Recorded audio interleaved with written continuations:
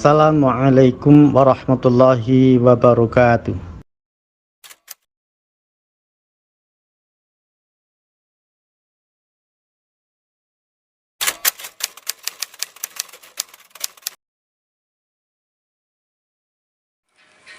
Jadi konsep-konsep kehidupan itu yang dikatakan oleh beliau Sultanul Aulia Syekh Abdul Qadir Jailani itu kan di dalam kitab Nasaihul Ibad kan dikatakan. Jadi beliau mengatakan sebenarnya di dalam kehidupan itu sangat sederhana sekali konsepnya. Nah, kan dikatakan bahwa ada tiga pokok menurut konsep dari Syekh Abdul Qadir Jailani. Yang pertama itu apa? Jadi yang pertama itu adalah al-amru, atau dikatakan amrun, perintah yang harus diikuti dan ditaati apa yang diterapkan oleh Allah dan Rasulnya. Jadi yang penting apa yang diperintahkan Allah, apa yang diperintahkan Rasulnya, kita jalankan, kita taati, udahlah, itu aja. Yang penting tidak maksiat, lakukan ibadah dari perintah-perintah Allah, itu yang pertama kan, ditaati dan diikuti. Yang kedua adalah nahyu, artinya apa? Mencegah perbuatan dari larangan-larangan Allah Subhanahu wa Ta'ala.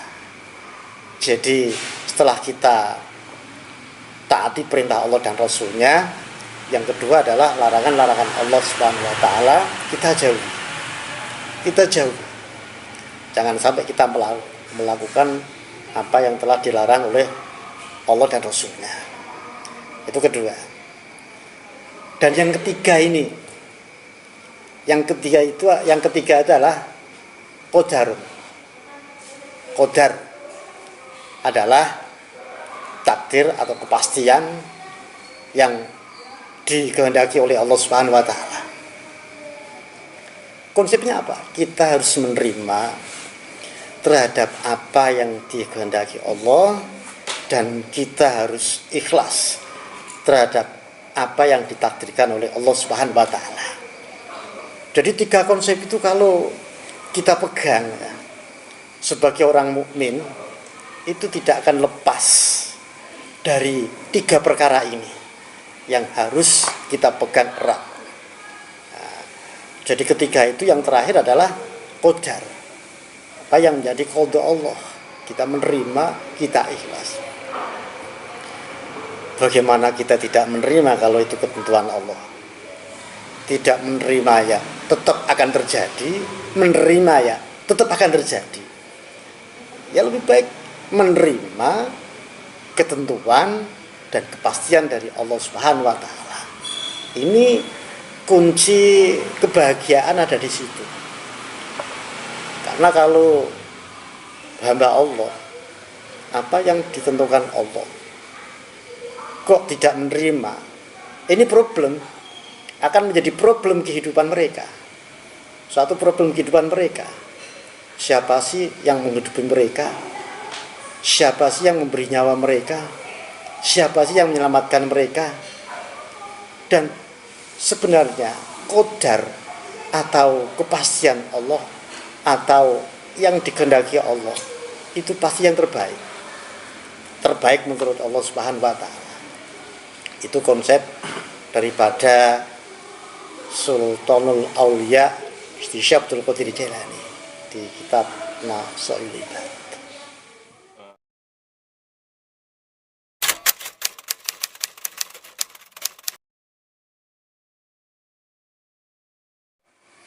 Jadi sebenarnya ikhlas itu tingkatan tinggi. Ikhlas itu tingkatan tinggi. Dan sabar pun tingkatan tinggi. antara sabar dan ikhlas itu berkaitan. Itu berkaitan. Karena di dalam kitab Mukashafatul Qulub ya, itu karangan Hujjatul Islam Imam Al-Ghazali, bahwa orang sabar dan ikhlas terhadap ketentuan Allah itu pahalanya sangat besar sekali, sampai 700 kali lipat dan lebih dari itu. Masya Allah itu pahalanya. Tapi kan yang namanya ikhlas itu tingkatannya para nabi, para rasul, beda dengan tingkatannya para sahabat.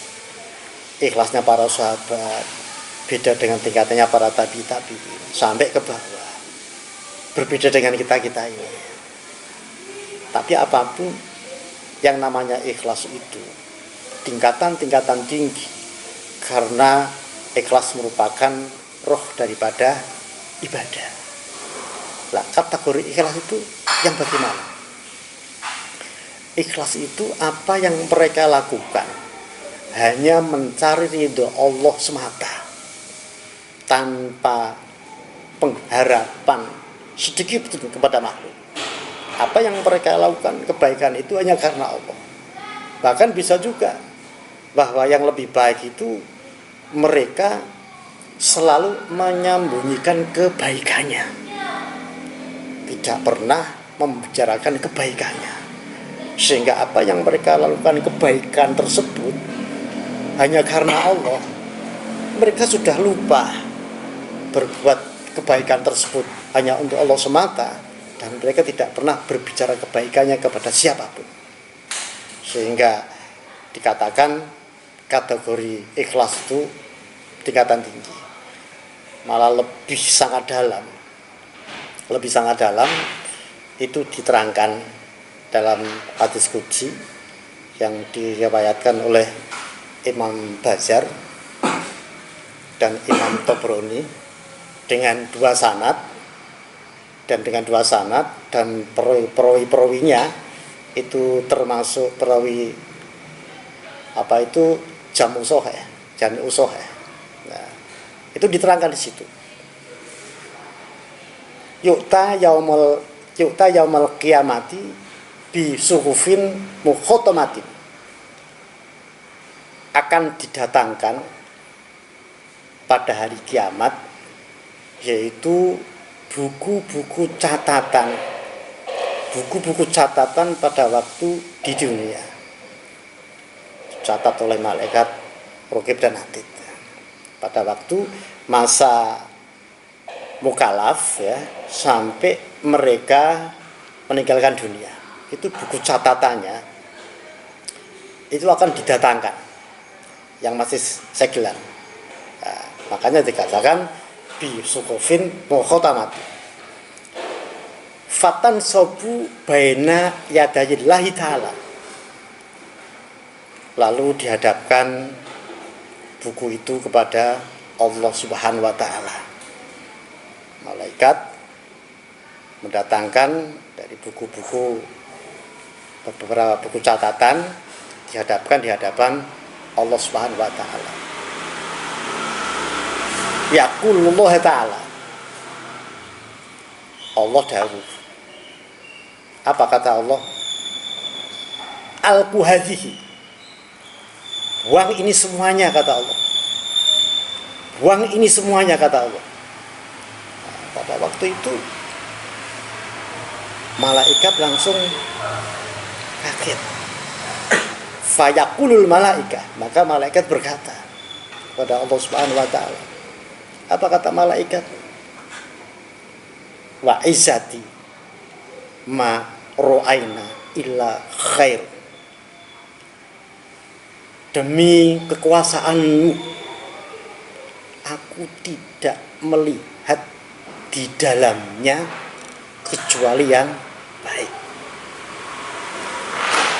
Malaikat usul kepada Allah, ya Rabb, aku tidak melihat isinya buku ini illa khairan, kecuali catatannya baik-baik. Fayaqulullah ta'ala, maka Allah Ta'ala dawuh. Apa dawuhnya Allah? Dawuhnya Allah, inna hadza kana li ghairi wajhi. Sesungguhnya isinya buku-buku itu, catatan di dalam buku itu, li ghairi wajhi, bukan karena aku, kata Allah. Jadi yang tadinya malaikat mencatat dari kebaikan semuanya, sehingga malaikat itu tidak tahu ikhlasnya manusia. Dia berbuat baik, catat kebaikan semua, sehingga pengharapan malaikat itu bahwa kebaikan-kebaikan itu yang akan mengantar mereka ke surga. Tapi ternyata kebaikan-kebaikan tersebut, kata Allah, inna hadza kana li ghairi wajhi, sesungguhnya di dalam isinya itu li ghairi wajhi, bukan karena aku.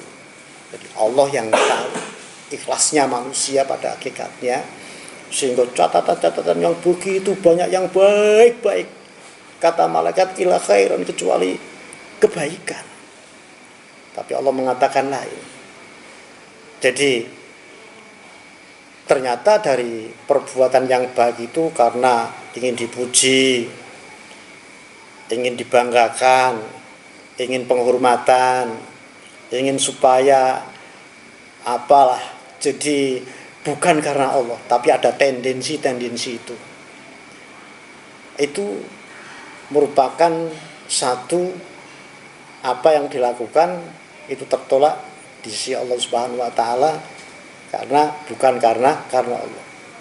Wa inilah akbalu, dan sesungguhnya aku menerima ila mabduya bihi wajhi, sesungguhnya aku menerima amalan dari apa yang dilakukan karena hanya mengharapkan ridhoku, kata Allah. Hanya mengharapkan ridhoku semata, tidak ada bercampur yang lain, atau karena melakukan amal-amal apapun supaya diketahui manusia, biar dihormati manusia, biar dipuji manusia, biar dikatakan baik oleh manusia. Ibadahnya hanya pahalanya ya dari manusia itu, tapi di hadapan Allah Subhanahu wa taala itu tertolak. Ini pentingnya ikhlas itu menghilangkan riya. Ikhlas itu adalah obat.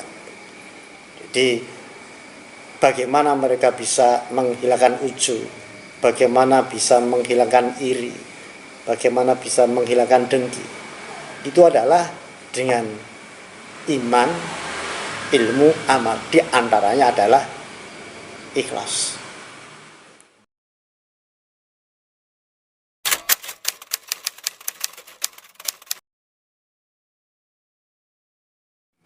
Melihat dari hadis qudsi yang disampaikan oleh Rasulullah SAW ya, dari Rabb-nya ya, bahkan kategori ikhlas itu adalah berbuat baik kepada seseorang namun hanya karena Allah semata, bukan memandang orangnya, itu tidak, tapi di dalam melakukan itu hanya untuk Allah semata.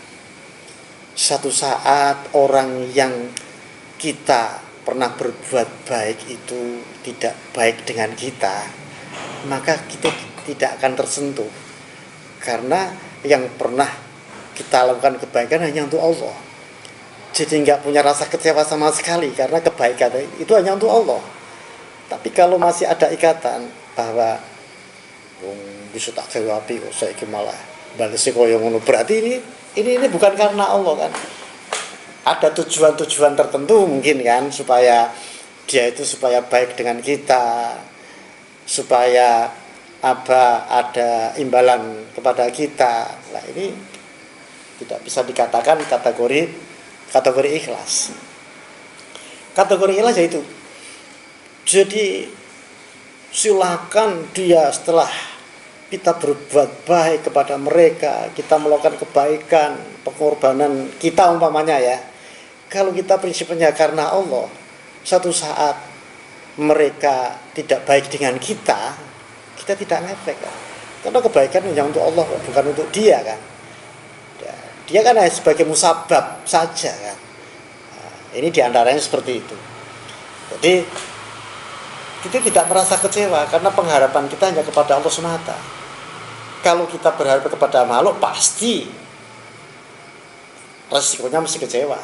Tapi kalau pengharapan kita hanya ridho Allah, kita tidak akan kecewa. Maka hakikatnya bahwa orang ikhlas itu melakukan sesuatu kebaikan itu hanya untuk Allah semata. Udah itu. Jadi mau yang pernah kita bantu dengan kebaikan apapun ya, pada waktu dia tidak baik dengan kita tidak akan ingat, dia akan ngefek.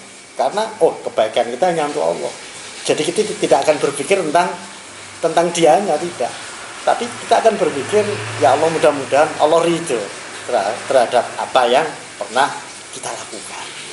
Sehingga kita tidak punya rasa benci juga tidak ada, rasa jengkel juga tidak ada, karena apa yang kita lakukan kebaikan itu hanya untuk Allah semata. Di antaranya seperti itu. Kita minum dulu kopinya.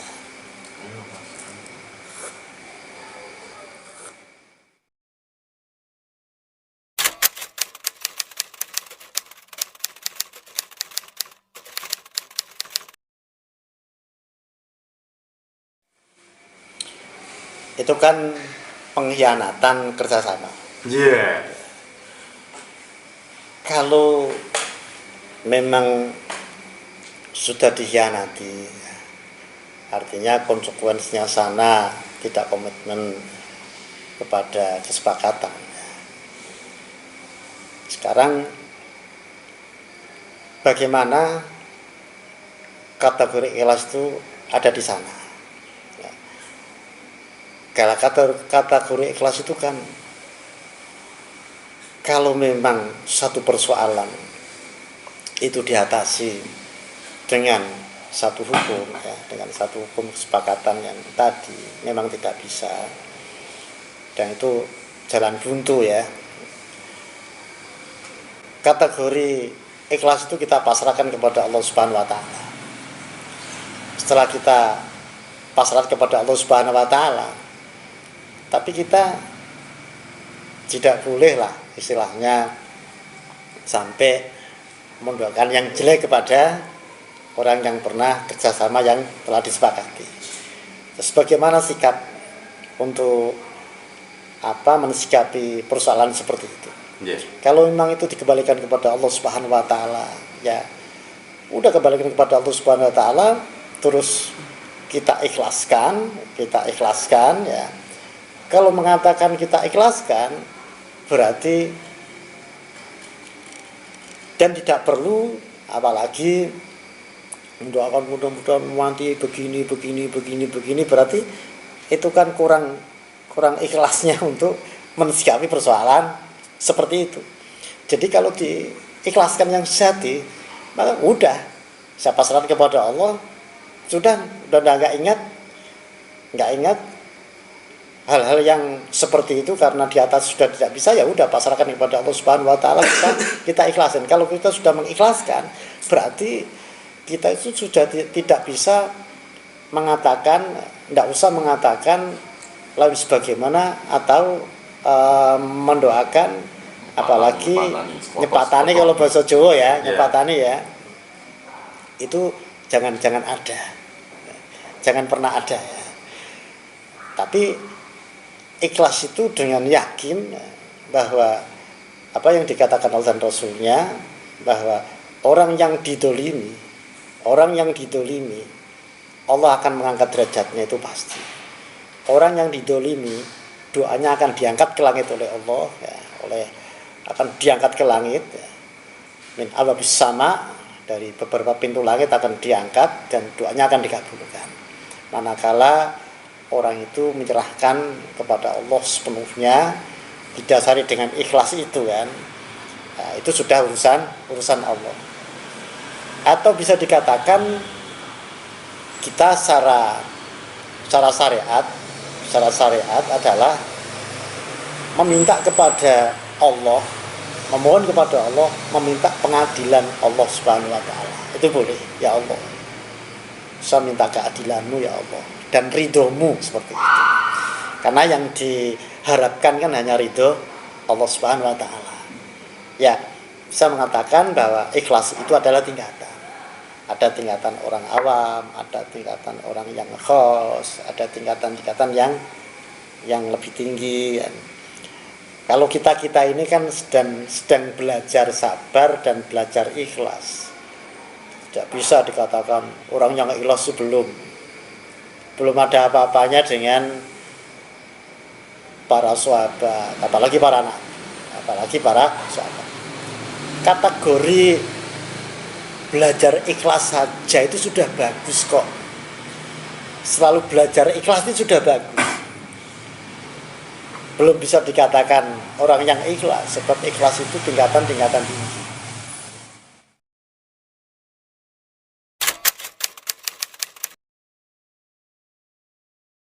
Seperti orang takwa itu kata-kata yang ringan, namun di dalamnya takwa itu sangat dalam, sebab takwa itu ada ilmunya. Di dalamnya takwa itu ada sabar, ada ikhlas, ya, yang nilai-nilainya sangat tinggi di sisi Allah Subhanahu wa taala. Makanya dikatakan di dalam Al-Qur'an, ya, wa ma umiru illa liya'budullaha mukhlishina lahuddin hunafa wa yaqimus sholata wa yutuz zakat. Di situ Allah menandaskan kan. Allah menandaskan. Mereka hanya diperintahkan oleh Allah Subhanahu wa taala, mereka hanya diperintahkan itu untuk beribadah, kecuali untuk beribadah kepada Allah dengan tulus dan ikhlas. Dan melaksanakan agama itu dengan jujur, dengan lurus maksudnya. Dengan lurus. Sehingga orang yang berjalan di jalan yang lurus maka akan menemukan sesuatu anugerah cahaya dari Allah Subhanahu wa taala.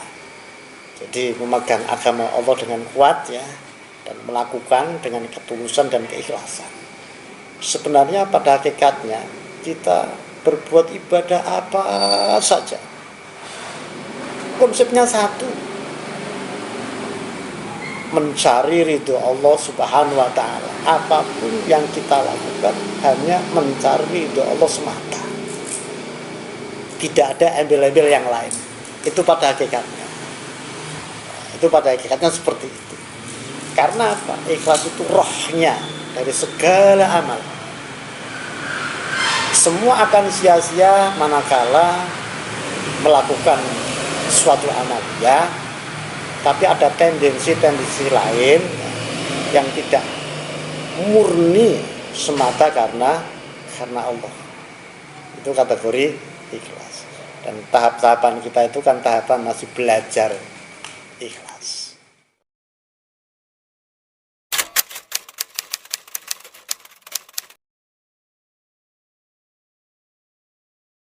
Sebenarnya itu ucapan itu kan untuk mentauhidi. Sebenarnya nggak usah diucapkan, ya, itu tetap ikhlas. Supaya orang yang diberi itu lebih mantap gitu loh. Orang itu lebih mantap sehingga ikhlas itu diucapkan. Itu kan untuk mentauhidi sebenarnya. Loh, kamu kok memberi saya? Kamu memberi saya. Aku enggak enak umpamanya seperti itu. Terus orang itu di dalam hatinya ikhlas dengan ketulusan memberikan seperti itu. Terus dia mengatakan, saya ikhlas. Saya ikhlas. Itu kan bahasa dohiriyah kan. Bahasa dohiriyah. Tapi pada hakikat yang tahu hakikatnya ikhlas karena Allah Subhanahu wa taala. Namun kalau mereka itu tidak ikhlas dan tulus, tidak akan memberikan sesuatu kan.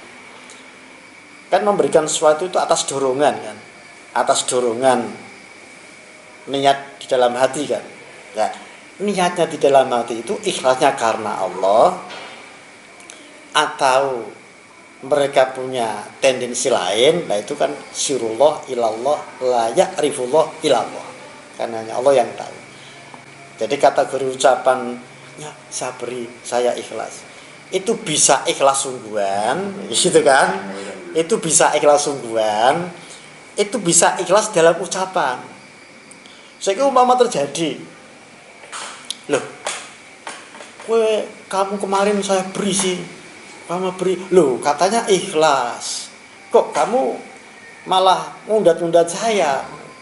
Lah berarti ikhlasmu bohong kan, seperti itu kan. Kalau ikhlasmu tidak bohong, nggak mungkin kamu mungkin seperti itu. Nah, seperti orang begini, loh kemarin kamu sabri ini sih, sabri ini. Lah orang memberikan sesuatu, namun mereka mengundat-undat seperti itu.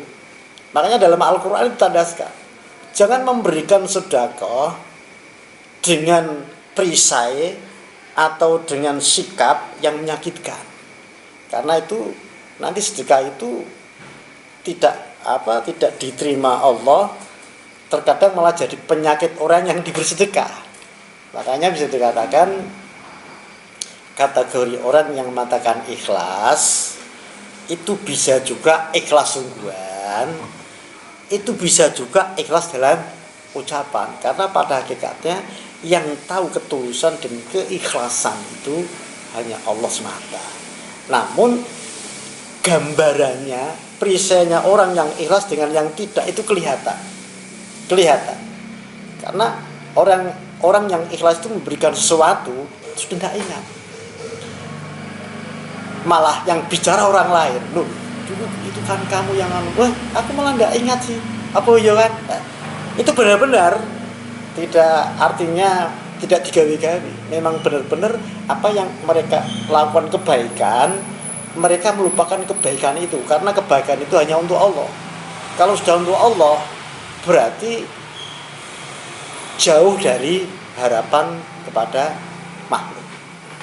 Orang yang ikhlas itu tidak pernah berbicara tentang kebaikannya kepada siapapun.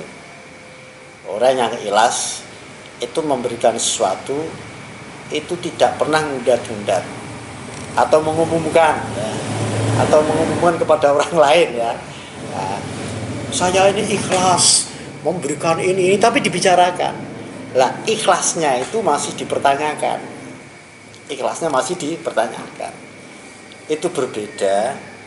Ada seseorang akan memberi sesuatu, tapi orang yang akan diberi itu menolak, boten.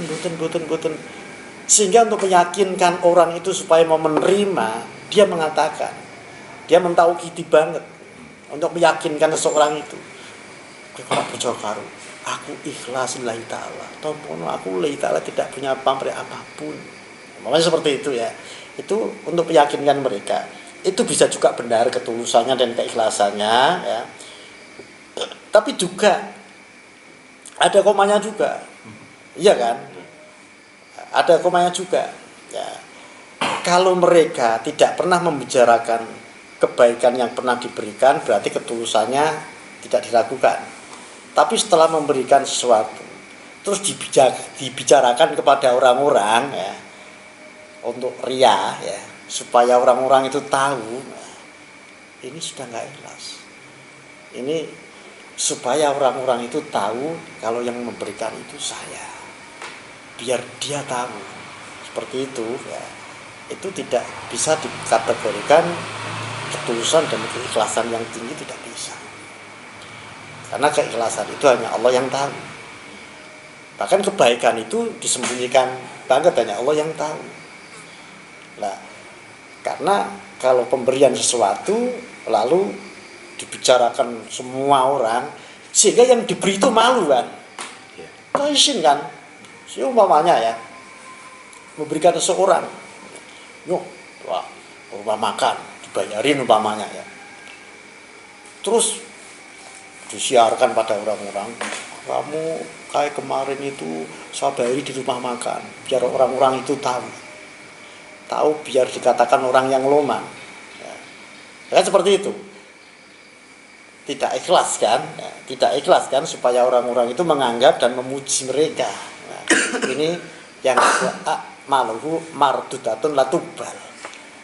Tiwas menghilangkan dia kesel, menghilangkan dia, tapi akan tertolak oleh Allah Subhanahu wa taala bukan karena Allah SWT. Ini pandangan-pandangan ikhlas kalau menurut di dalam hadis qudsi tadi ya. Terus kalau menurut kitab Qashawatul Qulub ya, di babul ikhlas itu dalam Ihya Ulumuddin juga itu diterapkan di situ. Makanya Allah sangat menyayangi dan mencintai hambanya yang mukhlis. Tingkatan tinggi kan, dicintai Allah, luar biasa kan. Nah, tapi memang itu harus ada ilmunya kan. Yang harus diamalkan, ya harus dilakukan dengan ketulusan. Itu kategori ikhlas.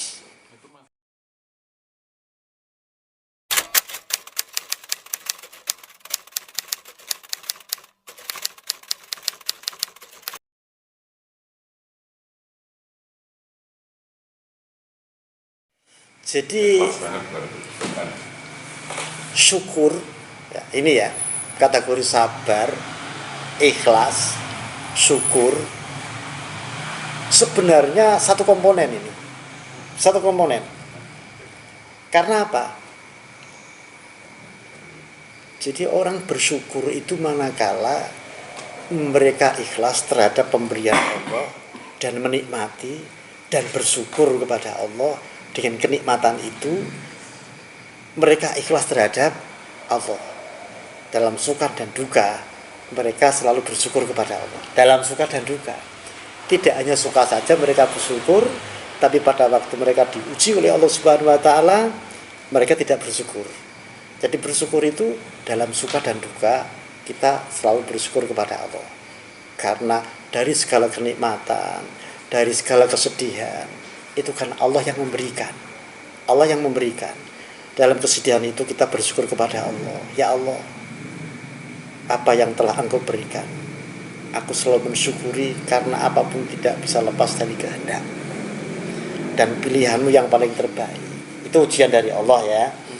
Jadi kita bersyukur itu tidak hanya pada waktu senang, tapi pada waktu kita mendapat ujian dari Allah, selalu kita bersyukur. Sebab di dalam ujian itu merupakan rahmatnya Allah juga.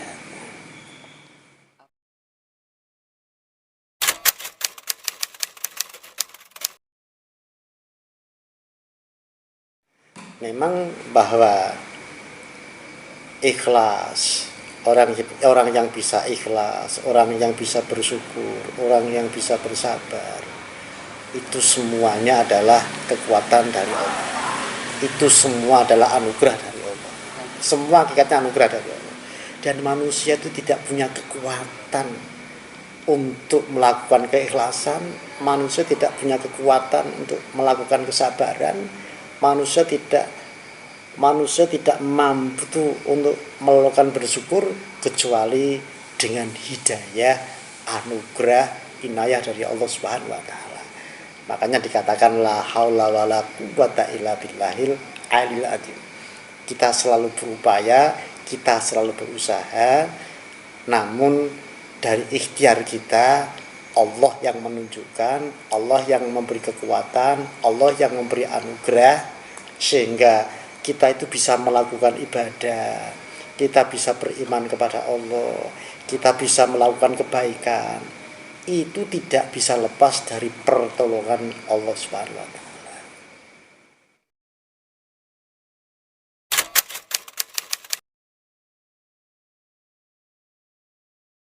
Ikhlas itu tanpa batas. Ikhlas itu tanpa batas, sabar pun tidak ada batasnya. Dalam Al-Qur'an, isbiru wasabiru.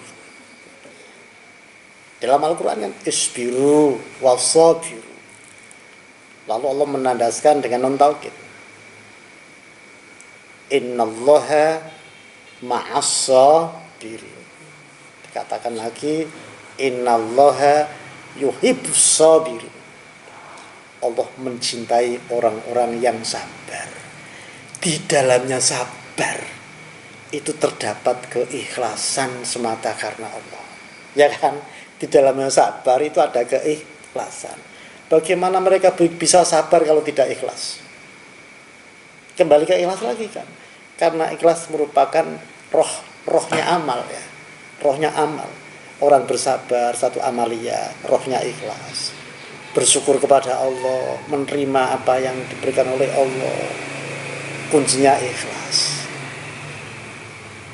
Jadi kunci daripada ibadah amalia rohnya itu adalah ikhlas.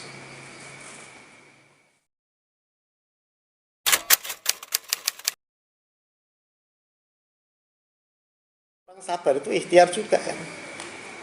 Jadi setelah berupaya kita ikhtiar, berusaha semaksimal mungkin, hasilnya itu dipasrahkan kepada Allah. Hasilnya dipasrahkan kepada Allah. Karena yang namanya usaha, yang namanya ikhtiar itu tidak bisa dipastikan, tidak bisa. Karena yang memastikan hasil itu adalah Allah. Makanya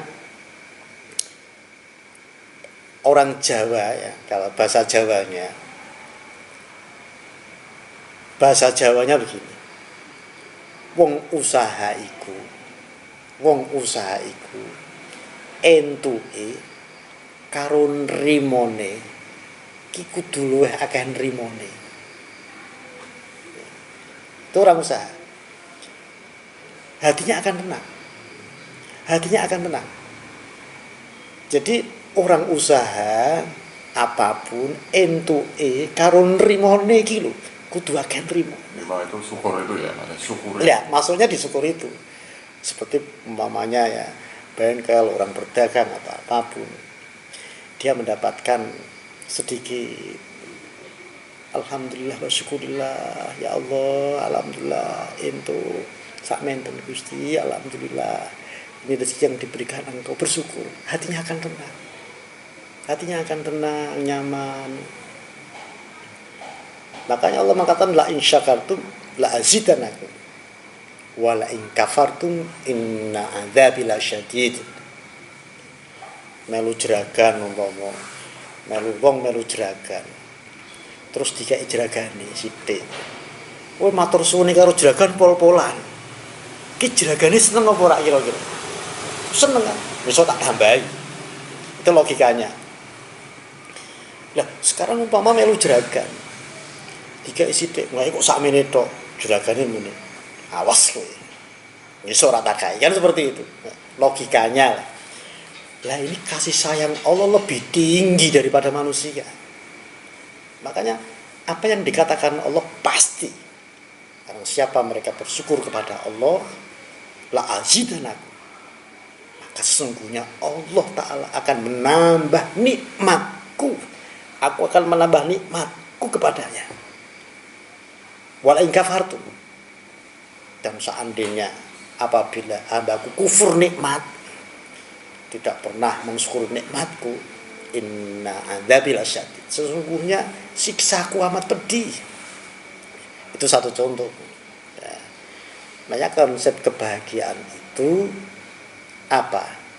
Kalau di dalam hati kita rasa syukur dan ikhlas itu masih ada, maka kebahagiaan ada di dalamnya itu. Dalam kondisi apapun, kita kembalikan kepada Allah Subhanahu wa Ta'ala semata.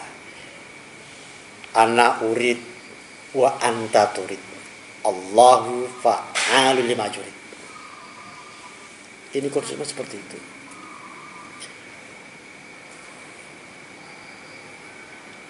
Anak urid.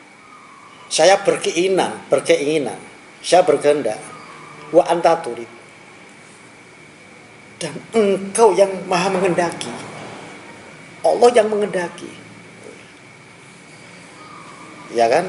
Anak urid wa anta turid. Allahu fa'alu lima yurid. Dan Allah Ta'ala itu yang melakukan keputusan atas kehendaknya. Konsepnya, simpelnya seperti itu. bahwa sebenarnya Allah itu mengabulkan doa hambanya. Allah mengabulkan sesuai dengan kebutuhan hamba, bukan keinginan hamba. Karena Allah itu lebih tahu daripada keselamatan dan kenyamanan hamba itu. Jadi sebenarnya Allah mengabulkan, diberi keselamatan, diberi kesehatan. Seorang hamba punya keinginan yang apapun, itu Allah mengabulkan sesuai dengan kebutuhan hamba, bukan keinginannya. Karena keinginan hamba itu belum tentu baik bagi dirinya menurut Allah. Tapi apa yang tidak disenangi hamba terkadang itu lebih baik bagi mereka. Nah, ini seperti ditandaskan dalam ayat Allah itu, wa asa an takrahu syai'an fahuwa khairul lakum, wa asa an takrahu syai'an fahuwa khairul lakum, wa asa an tuhibbu syai'an fahuwa syarrul lakum, fahuwa syarrul lakum. Terkadang apa yang kita tidak senangi, yang kita tidak senang, ya, padahal itu baik bagimu. Terkadang apa yang tidak kau senangi itu padahal baik bagimu. Terkadang apa yang mereka senangi, apa yang mereka cintai, ya kan, wa huwa syarrul lakum, terkadang belum tentu baik bagimu. Oleh Allah Ta'ala yang menciptakan makhluk, yang menciptakan roh, yang menciptakan akal, yang menciptakan hatinya manusia, yang tahu karakter watak apapun, kan Allah yang tahu. Sehingga kebahagiaan bagi hamba Allah itu menyiapkan kebahagiaan manakala hamba itu mau bermuhasabah, mau memegang kepada apa yang diajarkan Allah dan Rasulnya.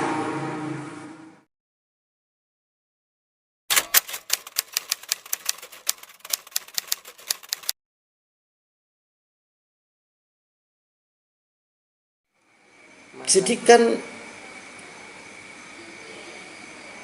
pertama itu penerapan lebih baik terhadap diri kita sendiri dulu, ya kan? Karena apa? Tidak henti-hentinya kalau kita itu bersyukur kepada Allah, ya, Allah akan menambah dengan berlipat-lipat kebaikan yang banyak, kan seperti itu. Kita terapkan pada diri kita sendiri seperti kita berbuatlah adil terhadap diri sendiri sebelum berbuat adil kepada seseorang. Kita itu mensyukuri nikmat Allah dari kita sendiri, gitu kan? Sebelum kita mensyukuri kepada seseorang yang telah berbuat baik kepada kita, kan seperti itu kan. Jadi ini juga satu konsep juga, Allah tidak akan menerima syukurnya seseorang manakala mereka itu belum berterima kasih kepada orang yang pernah berbuat baik kepadanya.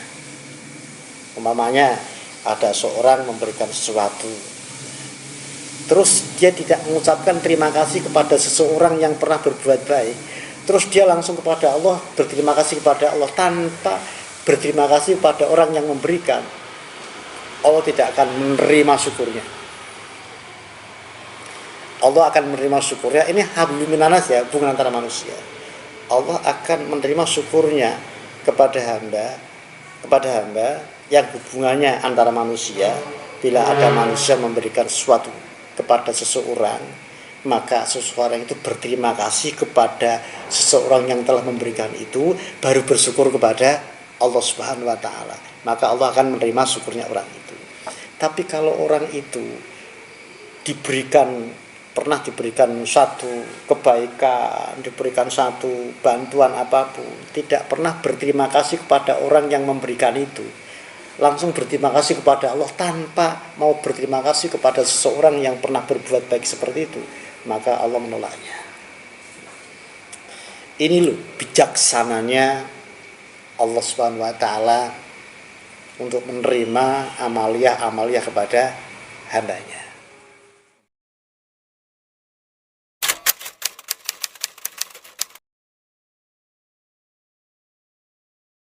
Karena kita bisa ikhlas, atau contoh sederhananya bisa ikhlas gimana? Kita belajar ikhlas. Bagaimana kita melakukan suatu kebaikan hanya untuk Allah semata. Tidak ada kaitannya ketergantungan kepada makhluk. Apa maksudnya? Tidak mencari dipuji, bangga dengan amalnya, bangga dengan ibadahnya. Seperti itu kan.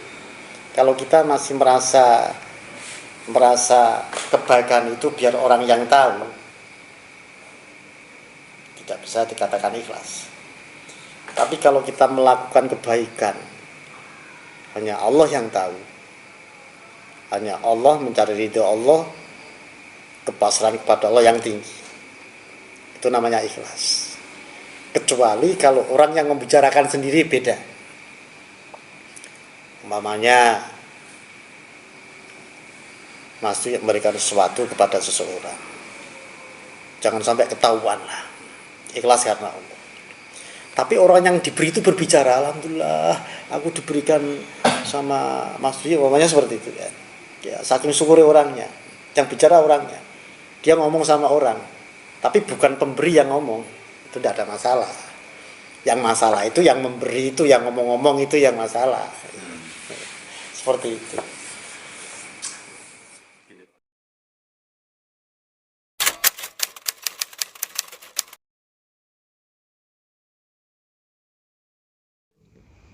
Karena surat Al-Ikhlas itu adalah surat yang dicintai oleh baginda Nabi besar Muhammad SAW. Karena di dalam surat Al-Ikhlas itu adalah mengandung ketauhidan yang sangat tinggi. Satu konsep, ada sir rahasia di dalam surat Ikhlas tersebut, sehingga banyak hadis yang menerangkan ya, barang siapa membaca surat Ikhlas 11 kali sama dengan mengatakan Al-Quran 30 juz. Sama loh ya, sama dengan ya. Bukan berarti mengatakan Al-Quran 30 juz, tapi sama. Itu karena nilai-nilai daripada sirnya surat Ikhlas yang sangat begitu besar. Dan fadilahnya surat Ikhlas juga sangat besar sekali. Fadilahnya loh, itu diterangkan dalam hadis Rasulullah SAW. Makanya Rasul mengatakan barang siapa membaca surat Al-Ikhlas 11 kali, maka Allah akan membangunkan istana di surga. Lah, ini surat Ikhlas itu kalau orang Jawa mengatakan nyawiji dumateng Allah, itu artinya qul huwallahu ahad, qul ngucapo sira Muhammad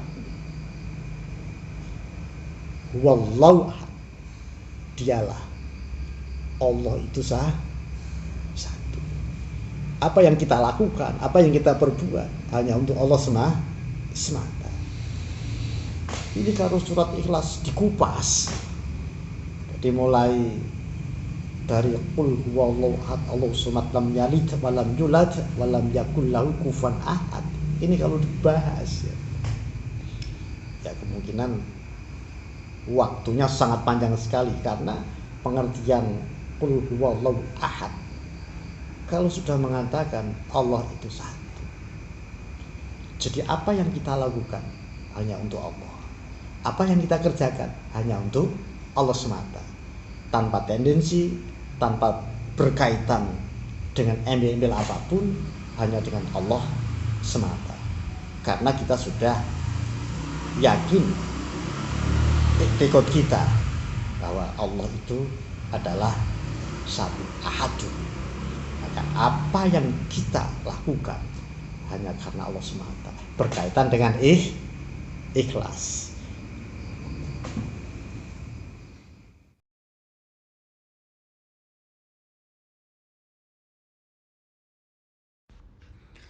Wassalamualaikum warahmatullahi wabarakatuh.